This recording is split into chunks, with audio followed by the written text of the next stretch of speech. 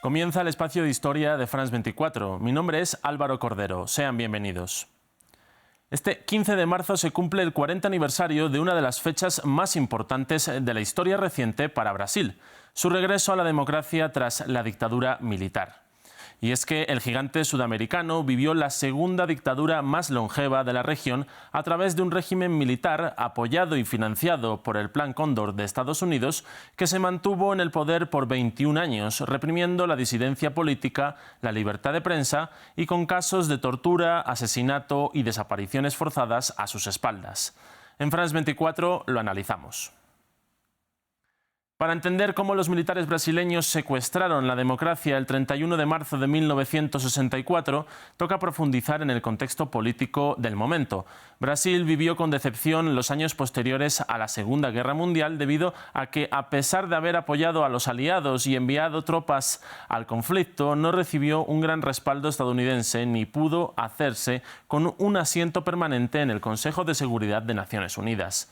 Esto hizo que su tendencia antiestadounidense aumentara a lo largo de los años 50 y 60, hasta que llegó al poder en 1961 João Goulart, con un programa basado en reformas agrarias, militares y una presencia fuerte del Estado en las ayudas de los más desfavorecidos.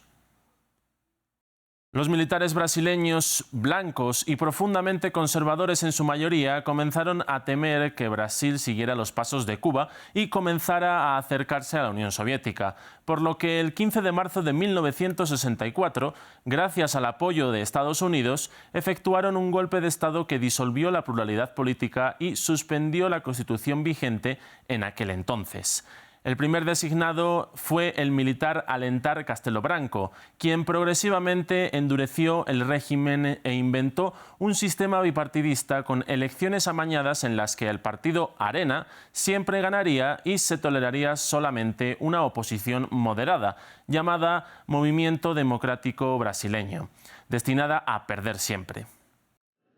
A Castelo Branco le sucedió Artur da Costa y a este en 1969 Emílio Garrastazu Medici, quien sería el más violento de los 6 militares que alcanzaron el poder durante la dictadura.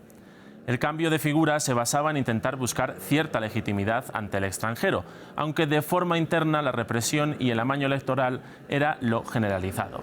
Bajo el gobierno de Medici se persiguió a periodistas, se asesinó a políticos progresistas como Rubens Paiva, cuya historia fue llevada a la pantalla en la película ganadora del Oscar Aún estoy aquí, y se torturó a la expresidenta Dilma Rousseff durante semanas por ser una activista izquierdista. Y es que las violaciones a los derechos humanos durante los más de 20 años de dictadura fueron constantes. En el año 2014 se creó una comisión de la verdad que esclareció que en total hubo 434 muertos y desaparecidos, además de miles de casos de detenciones arbitrarias y torturas, en las que participaron 377 represores que fueron identificados, aunque no condenados, ya que tras la vuelta a la democracia hubo una ley de amnistía general que exoneró a los cómplices de la dictadura de terminar en prisión. Aunque en este informe final se reflejó que la dictadura militar brasileña fue menos sangrienta que otras de la región como la chilena o la argentina, en este documento nunca se incluyeron las miles de muertes de indígenas producidas también por los militares. Tras Medici siguieron los gobiernos de Ernesto Geisel y João Figueiredo, militares que no tuvieron las mismas condiciones económicas favorables que su antecesor y que enfrentaron el desprestigio cada vez mayor en las calles contra el régimen. A lo largo del final de la década de los 70 y el inicio de los 80, las protestas estudiantiles y sindicales se multiplicaron, un escenario que dio a conocer a figuras como el actual presidente Luis Ignacio Lula da Silva, quien se alzó como uno de los mayores opositores a la dictadura gracias a su liderazgo sindical y a la fundación del Partido de los Trabajadores.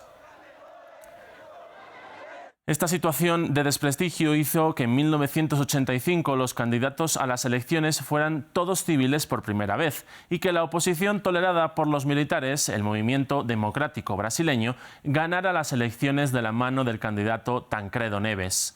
Sin embargo, Neves murió antes de asumir el cargo y fue sustituido por José Sarney, quien inició un proceso democrático que redujo el poder de los militares, volvió a legalizar todos los partidos y en el que se permitió la libertad de prensa y se eliminó la censura y la represión.